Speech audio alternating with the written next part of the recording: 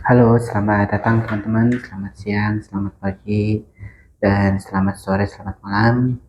Nah, di sini saya Yayang Rizkyana akan menyelesaikan tugas ya dari Bapak Halipi terkait mata kuliah dari berpikir kritis. Adapun tugasnya adalah untuk mengkritik atau kita berpikir kritis tentang kebijakan pemerintah, yaitu kenaikan PPN 12% yang aktif di tanggal 1 Januari tahun 2025.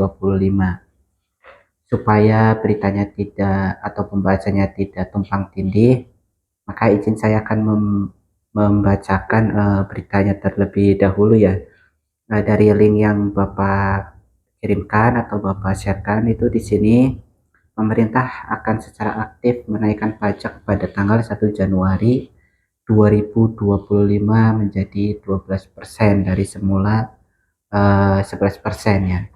Sebenarnya kita itu dalam kurun waktu 5 tahun itu kita sudah ada dua kenaikan pajak. Yang tahun pertama itu di tahun 2022 pasca bangkit dari pandemi, itu pemerintah menaikkan dari 10% ke 11%.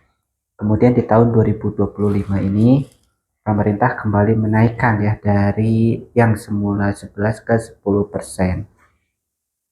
Kemudian dari berita yang di-share oleh Bapak Halibi, ya di sini pemerintah itu memberikan stimulus. Stimulusnya itu berupa diskon ya. Diskon listrik sebesar 50%, kemudian ada bagi-bagi beras sebanyak 10 kilo gitu. Kemudian untuk PP-nya sendiri dari berita yang beredar itu nampaknya tidak untuk semua barang dan jasa ya. Hanya dikenakan untuk barang-barang mewah saja. Itu sudah diklarifikasi oleh pemerintah. Kemudian dalam berita ini juga ada PPh final 0,5% itu untuk UMKM. Jadi untuk UMKM yang beromset 500 juta sampai dengan 4,8 miliar itu maka dikenakan PPh sebanyak 0,5%. Kemudian ada bagi-bagi beras 10 kilo untuk 16 juta keluarga. Ini merupakan stimulus ya dari kenaikan PPN. Nah, teman-teman, sebenarnya PPN itu apa sih? Kita dari tadi bicara PPN ya, kita berita isu yang sedang beredar adalah PPN naik 12%. Ini kalau kita menghitung secara matematikanya itu 1% itu kecil ya. Tapi kalau menurut ekonomi 1% itu besar buat teman-teman. 1% itu dalam ilmu ekonomi itu besar. Nah, PPN sendiri adalah pajak dengan pertambahan nilai. Pajak pertambahan nilai ini di sistemnya PPN itu konsumen yang membeli barang atau jasa, maka konsumen itu yang membayar pajak. Nah, sebenarnya pajak PPN ini juga pro dan kontranya ya. Jadi kenaikan PPN itu kan muncul dari sebenarnya ini ada kolerasi dari video sebelum yang pernah saya bahas atau Bapak Halipi tugaskan, yaitu tentang kabinet gemuknya Pak Prabowo. Dari PPN ini kan dia muncul ketika APBN itu atau anggaran dari negara itu kurang. Maka pemerintah mencari cara, maka dipilihlah untuk menaikkan PPN yang semula dari 11 ke 12%. Tapi apakah ini keliru atau malah akan menjadi bumerang ya buat pemerintah sendiri, di mana akan mendapatkan tentunya ada dampak positif dan juga ada dampak negatifnya. Nah, dari pajak ini adalah pajak penambahan nilai, itu kan artinya memaksa ya teman-teman. Ini juga saya baru sadar gitu ya, baru tahu bahwa ternyata mungkin banyak yang belum tahu ya, karena PPN itu ternyata sekarang kalau kita belanja di toko-toko itu udah dikenain ya teman-teman. Yang awalnya hanya di Indomaret atau di supermarket ternyata sekarang udah semuanya. Karena PPN itu kan konsumen yang bayar ya. Ketika si toko itu belanja ke pabrik ataupun ke sebuah distributor, itu si tokonya itu langsung membayar dengan PPN-nya. Otomatis si toko juga nggak mau rugi dong, karena biaya harga pokoknya pasti akan bertambah. Maka dari tokonya tersebut juga menerapkan adanya PPN gitu. Nah, ini yang sangat dikhawatirkan oleh pelaku UMKM ya, terutama pelaku UMKM. eh, ini sangat khawatir karena akan berdampak dengan penurunan daya beli masyarakat. Otomatis harga akan menjadi naik kalaupun harga tidak naik, tetapi ada pun beberapa toko yang sudah menerapkan adanya PPN ini ya teman-teman. Lalu ini akan kita bahas ya, kita bahas dari penyebabnya apa, terus dampaknya apa, kemudian solusi-solusi dari kita ya berdasarkan dari berita, kemudian dari sumber-sumber berita yang lain ataupun dari opini saya pribadi ya teman-teman. Nah, untuk yang pertama itu apa sih? Kenapa sih ada pemerintah kok menaikkan PPN gitu ya? Sebenarnya PPN itu kan pajak yang sifatnya memaksa. Sekarang sifatnya memaksa ya. Jadi mau nggak mau, suka nggak suka itu konsumen ataupun kita ya yang sebagai pemakai itu harus membayar pajaknya. Lalu apakah itu suatu terobosan yang bagus buat masyarakat kecil ya, terutama kita bicara masyarakat kecil. Kenapa kita bicara masyarakat kecil? Karena kalau masyarakat besar ataupun masyarakat yang sudah kaya gitu ya, kita sebut saja dengan konglomerat gitu. Karena untuk para pendiri perusahaan seperti konglomerat itu kan mereka nggak kerja, terus juga mereka produksi, otomatis produksi itu kan tidak dikenakan PPN, otomatis mereka bebas, mereka hanya dikenakan pajak penghasilan saja. Ataupun dari kerja, mereka nggak kerja, mereka tinggal duduk, kemudian tidak ada pajak ke penghasilannya. Atau biasanya kalau yang kalian semua bekerja itu kan biasanya kenain pajak ya, pajak penghasilan gitu. Nah, penyebabnya itu ya yang pertama itu karena negara ini kekurangan dana ya. Nah, dari awal pemilihan, kemudian Prabowo dilantik, terus si Pak Presiden ini kan keliling dunia teman-teman. Nah, keliling dunia ini kan mereka mencari dana buat anggaran negara ya. Itu yang pertama, sebabnya dari situ ternyata tidak terpenuhi anggarannya. Maka dicarilah alternatif yang berikutnya yaitu tentang kenaikan pajak. Kemudian selain itu apalagi teman-teman? Yang pasti itu ada penambahan menteri. Yang pastinya menteri itu kan ada penambahan akomodasi segala macam, gaji tunjangan. Itu kan juga besar teman-teman. Dimana kita tahu Pak Prabowo itu menambah menteri ataupun menambah kabinet dalam pemerintahannya ya. Kemudian apa sih dari penyebab itu, apa yang didampakkan terhadap kenaikan PPN itu teman-teman? Yang pertama itu pastinya ada ketimpangan ya. Dampak dari negatifnya itu pasti ada ketimpangan masyarakat. Karena nantinya yang tadinya ketimpangan masyarakat berpenghasilan tinggi, sedang dan rendah, kemudian ini yang sedang bakal hilang. Maka nanti ada yang sebut saja orang kaya dan orang miskin gitu ya teman-teman. Nah, itu dari dampak negatifnya. Kemudian apalagi teman? Yang pertama pasti adanya inflasi dan daya beli yang menurun. Selain itu kenaikan PPN, ya di sini saya akan baca beritanya atau sumbernya gitu ya dari nanti teman-teman kalau mau sumber yang lebih akurat ya yang sedang hangat ya, itu ada namanya itu Celios. Nanti teman-teman di search aja di Google celios.co.id, nanti di situ bagus ya report-reportnya dari Celios. Di sini saya akan mengumpulkan beberapa sumber gitu ya. Yang pertama itu dampak negatifnya, inflasi dan daya beli menurun. Karena PPN ini bisa memicu inflasi yang artinya nanti barang-barang menjadi lebih mahal ya, seperti yang sudah saya ceritakan di awal, di mana pabrik ataupun tempat produksi itu tidak dikenakan PPN, tetapi yang dikenakan PPN itu adalah konsumen, toko, retail gitu ya, distributor, reseller itu dikenakan PPN. Sedangkan yang punya pabrik ya, sebut saja Pos Indofood itu mereka tidak bayar PPN. Kemudian apalagi dampaknya? Yang pertama pasti buat UMKM ya, buat usaha mikro, kecil dan menengah, itu juga akan terkena dampaknya. Mereka akan terpaksa menaikkan harga pokok untuk menutupi biaya tambahan akibat kenaikan PPN, yang pada akhirnya akan mengurangi jumlah pembeli. Jadi yang tadi saling berhubungan gitu ya akibat dari PPN ini, misal para penjual roti menaikkan harga karena harga tepungnya atau harga bahan bakunya itu ikut naik karena adanya dengan PPN ini. Maka mau tidak mau si penjual itu harus menaikkan harganya. Menaikkan harganya otomatis akan membuat pembeli akan berpikir dua kali, kok harganya naik gitu. Mereka akan memilih toko lain ataupun akan membuat sendiri ya, atau sehingga daya belinya itu akan turun gitu.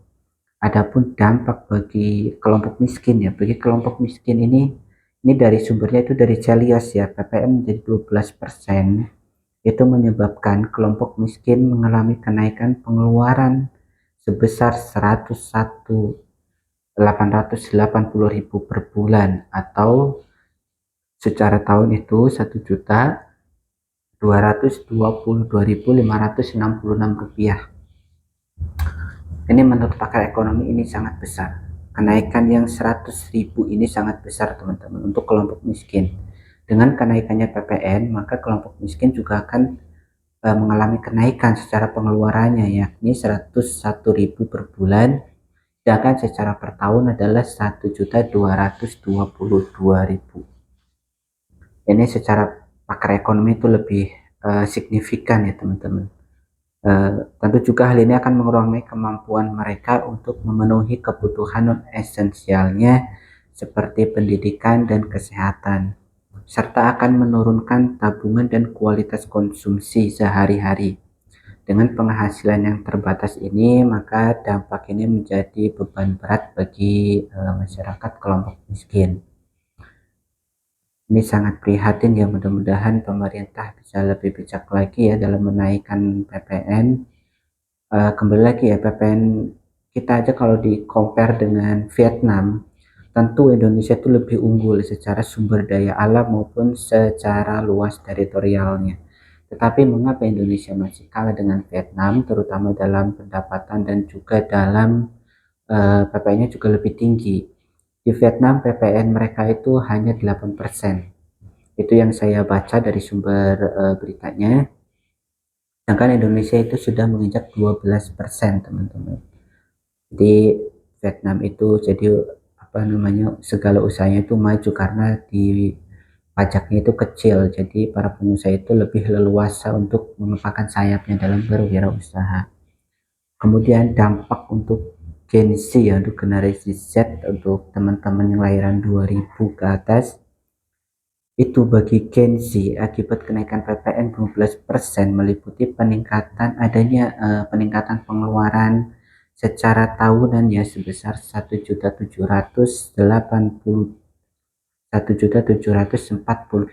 ya teman-teman.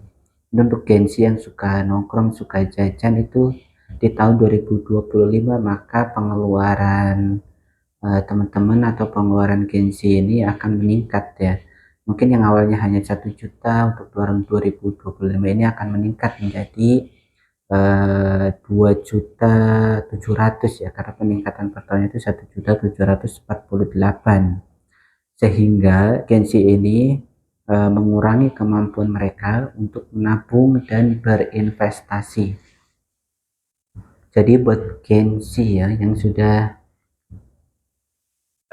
suka nongkrong atau suka apa, lebih baik berpikir lagi ya, karena di per tahun aja itu teman-teman bisa mengeluarkan kenaikan sebesar 1.700.000. Itu kalian bisa lebih bijak lagi dalam menggunakan penghasilannya ya. Tentu kenaikan biaya hidup ini tanpa peningkatan pendapat dapat menyebabkan stres finansial. Stres finansial itu kalau zaman sekarang itu sudah sudah serba pinjaman online teman-teman. Jadi buat teman-teman Gen Z yang merasa mungkin kok barang-barang di tahun ini lebih mahal atau lebih banyak yang naik gitu ya, atau nongkrongnya kok harga kopinya dari 18 ke 20, Nah, itu mungkin teman-teman Gen Z udah mulai start safety money gitu ya. Safety money itu dengan cara menabung atau berinvestasi di dunia saham, emas, atau yang teman-teman bisa lakukan gitu. Nah, kemudian lalu apa sih dampak-dampak positifnya ya? Dampak positifnya yang pasti pendapatan negara semakin besar, tentu negara akan membiayai segala anggarannya terutama untuk menggaji para menteri, menteri yang banyak ya, menteri yang gemuk gitu ya. Terus juga tentu stabilitas ekonomi mungkin akan terstabilkan, akan tercover gitu, diharapkan mampu memberikan stabilitas ekonomi jangka yang panjang dengan pendapatan negara yang lebih besar serta bisa menjaga ketahanan fiskal Indonesia di tengah fluktuasi ekonomi global gitu. Lalu yang poin berikutnya adalah uh, ini pendapat beberapa pihak ya tentang kenaikan dari PPN ini ya teman-teman. Dari berbagai pihak ya pendapat. Yang pertama itu pendapat dari pemerintah. Mereka itu beranggapan bahwa dengan PPN ini adalah sumber pendapatan yang adil dengan menaikkan PPN. Mengapa? Karena semua orang yang berbelanja akan turut berkontribusi. Ini juga dianggap sebagai langkah untuk mengurangi ketergantungan pada utang luar negeri ya teman-teman. Jadi menurut pemerintah itu semua warga negara itu wajib untuk berkontribusi, baik kita yang sudah kerja maupun adik-adik kita yang belum kerja ya, karena dengan membelanjakan di Indomaret berarti teman-teman atau mungkin ada anak teman-teman yang sudah berbelanja di Indomaret berarti secara langsung berkontribusi kepada pemerintah. Kemudian adapun dari pandangan dari pengusaha ya atau asosiasi bisnis, ya tentu ini menjadi pukulan telak terutama buat UMKM tentang kenaikan PPN 12% ini. Nah, kenaikan ini dirasa sangat memberatkan dan sangat mengkhawatirkan dengan daya beli yang menurun, apalagi di tengah pemulihan ekonomi pasca pandemi. Ya ini emang menurut saya pribadi yaitu pemerintah, saya nggak tahu ya apa kekurangan uang apa gimana gitu, tetapi dalam 5 tahun ini PPN itu udah naik besar 2% teman-teman. Itu kalau di ilmu ekonomi itu gede banget, 0, sekian persen aja udah gede. Ya, ini udah 2% dalam kurun 5 tahun. Belum lagi kenaikan itu di tahun 2022 yang pertama, kemudian di tahun ini ya itu udah 2%. Apakah pemerintah butuh uang banyak untuk menggaji karyawannya? Seperti yang kita bahas ya, di Vietnam itu kalau saya baca beritanya gitu ya, itu pemerintahnya atau menterinya itu digabung jadi satu, misal jadi 5 menteri digabung jadi satu. Itu nanti teman-teman bisa baca ceritanya, baca berita terlebih dahulu ya. Itu di situ saya menemukan bahwa mengcompare antara Indonesia dengan Vietnam, mengapa di Vietnam lebih maju ketimbang di Indonesia, padahal negara Vietnam itu kecil gitu ya, kecil dan juga sumber daya alamnya kalah jauh dengan Indonesia gitu. Di sana itu banyak pembahasannya yang poinnya adalah di sana kabinetnya itu diperkecil atau diperinci, kemudian PPN-nya itu turun, jadi memberi keleluasan kepada pengusaha, sedangkan di Indonesia itu yang pertama PPN-nya naik terus, jadi pengusaha itu tidak leluasa atau pengusaha itu khawatir ya, selalu was-was dengan polemik atau kontra ya dari politik Indonesia. Kemudian dari kalangan masyarakat ya, di sisi lain masyarakat menggunakan ketidaksetujuan mereka, banyak yang merasa bahwa kebijakan ini tidak memperhatikan kondisi ekonomi mereka yang masih sulit karena masih pemulihan pasca pandemi ya teman-teman. Kemudian ada lagi poin dari pro dan kontra PPN 12% ini. Pro-nya adalah pendapatan negara itu lebih tinggi, pengurangan defisit dari anggaran, serta pembangunan infrastruktur yang lebih baik. Kemudian adapun kontraknya adalah di sisi lain kenaikan ini bisa memperburuk ketimpangan sosial ya teman-teman. Ini nanti akan kita bahas banyak, itu ketimpangan sosial, di mana saya menemukan fakta bahwa ketimpangan sosial di Indonesia itu sangat-sangat tinggi.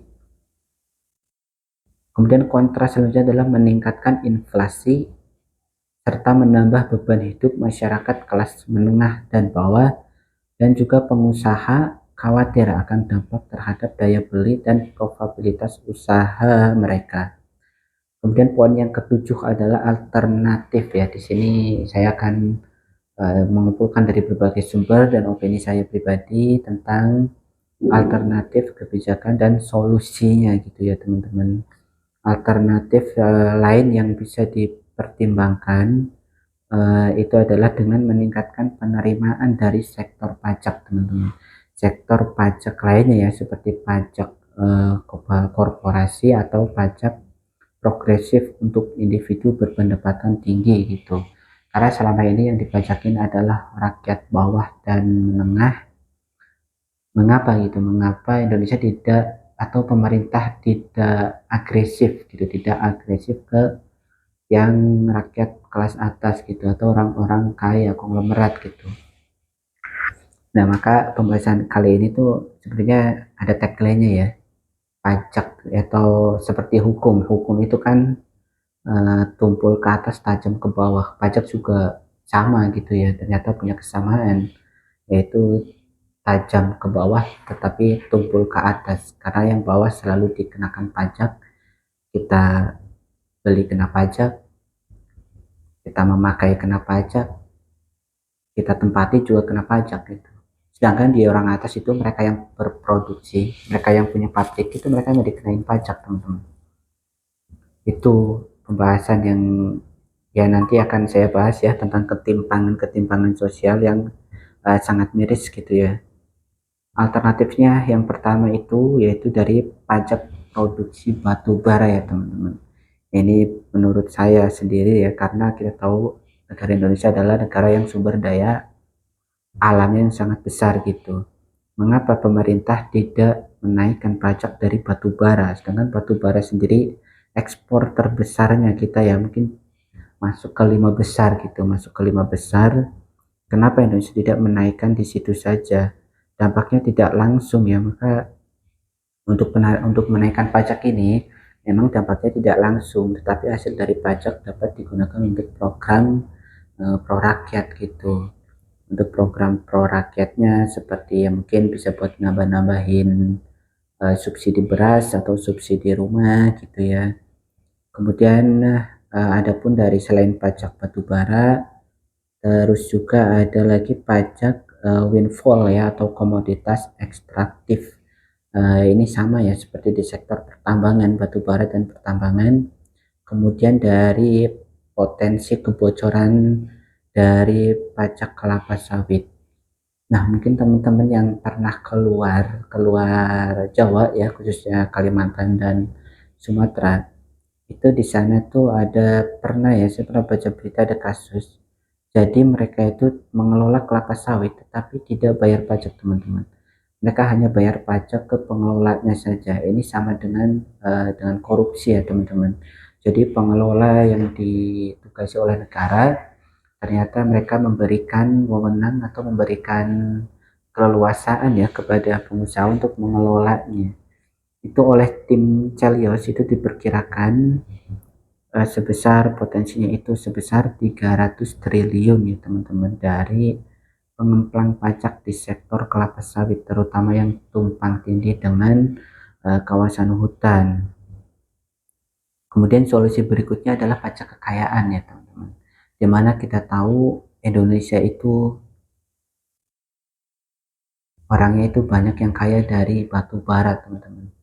Saya pernah baca berita ya, jadi orang terkaya di Indonesia itu sangat jarang di dunia kreatif.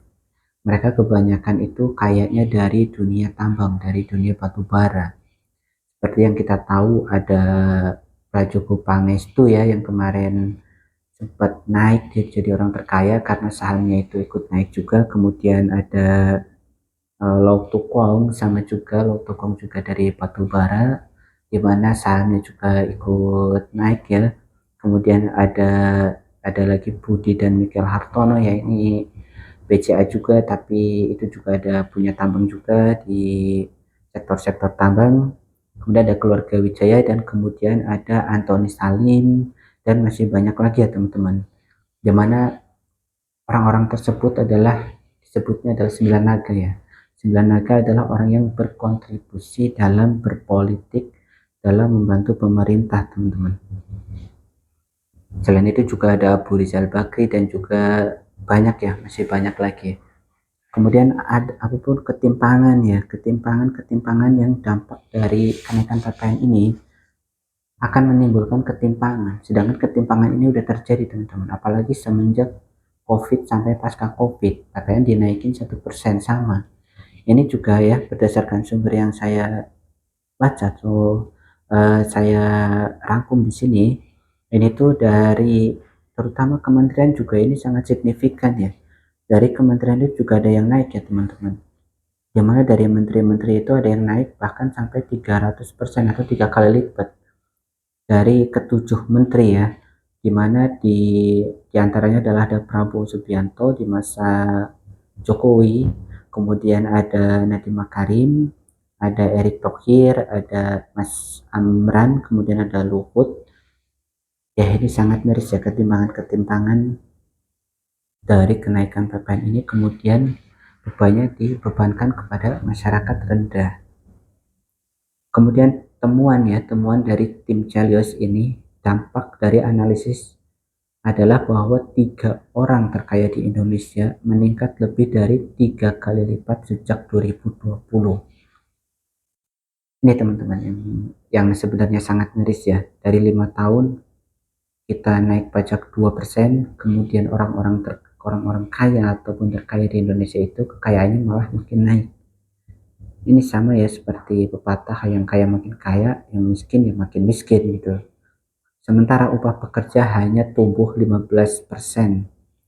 Pajak kekayaan dari 50 triliuner terkaya itu kalau dikumpulin bisa membangun 339.000 rumah untuk masyarakat, atau setara dengan 81,6 triliun teman-teman. Makanya di atas itu saya sarankan atau alternatif ya, daripada pemerintah menaikkan PPN 12%, mending pemerintah adalah memungut pajak dari 50 triliuner yang ada di Indonesia teman-teman. Karena dalam 1 tahun aja itu bisa mengcover dari anggaran-anggaran negara. Contohnya yaitu tadi ya teman-teman, bisa mengcover dari apa namanya, dari bisa mengcover dari anggaran-anggaran pemerintah yang besar gitu. Kemudian adapun ketimpangan yang pertama adalah, ini kesimpulan dari Charles ya teman-teman, pajak kekayaan 50 triliuner terkaya bisa membeli lebih dari 5,1 juta lampu tenaga surya untuk desa-desa terpencil. Jadi begitu bobroknya ya teman-teman pajakan di Indonesia. Orang-orang kaya bebas pajak, tetapi orang-orang di bawah, kelas menengah dan kelas bawah itu akan dikenakan pajak, dikejar-kejar pajak, sedangkan orang yang kaya itu bebas. Kemudian juga adanya pajak itu kan bisa diakalin teman-teman. Mengapa orang-orang kelas atas itu bisa makin kaya? Karena mereka bisa mengakali pajak teman-teman. Kalau kita lihat gitu ya, atau kalian lihat di beritanya, itu beberapa waktu lalu itu ada salah satu bupati ya, itu punya Lamborghini. Ternyata setelah dicek oleh netizen kepada LHKPN, ternyata Lamborghini tersebut tidak terdaftar. Nah itu salah satu ya kebobrokan dari Direktorat Jenderal Pajak di Indonesia. Mereka seringkali teledor, seringkali ceroboh, seringkali kebobolan di situ. Dari 50 triliuner, kalau dari 50 ini semuanya bayar pajak ya teman-teman, itu bisa membiayai lebih dari 558 juta paket bantuan beras untuk keluarga miskin. Jadi ini kalau ke 50 orang terkaya di Indonesia ini bayar pajak, taat, itu patuh, artinya pemerintah juga ngejar pajak ya, seperti di Amerika dan negara-negara maju lainnya. Itu dananya itu dikelola dengan sangat baik, itu bisa dimanfaatkan untuk membantu rakyat-rakyat yang miskin. Kemudian ada lagi kesimpulannya di mana pajak kekayaan dengan 2% per tahun dapat membiayai kuliah 18,5 juta mahasiswa, teman-teman. Ini kalau dari 2020 ke 2025 itu seharusnya ada 18,5 juta mahasiswa itu yang kuliah baik di dalam negeri maupun luar negeri dengan bebas biaya, teman-teman. Itu kita sangat miris ya terkait dengan kenaikan PPN di Indonesia. Kesimpulannya adalah kenaikan PPN 12% memang membawa pro dan kontra. Di satu sisi ini adalah upaya pemerintah untuk meningkatkan pendapatan negara dan menjaga stabilitas ekonomi. Namun di sisi lain juga kebijakan ini membawa dampak signifikan terhadap daya beli masyarakat dan keberlanjutan usaha kecil. Sementara dari saya pribadi, saya juga seorang usaha gitu ya. Saya juga sangat keberatan dengan kenaikan PPN ini, karena dengan kenaikan PPN ini otomatis belanja saya ke supplier juga naik. Yang awalnya tanpa PPN sekarang ada PPN, terus juga penjualan juga saya juga ikut menurun karena benar ya daya beli masyarakat turun juga. Oke. Terima kasih teman-teman sudah menyimak pembahasan kali ini. Saya akhiri. Wassalamualaikum warahmatullahi wabarakatuh.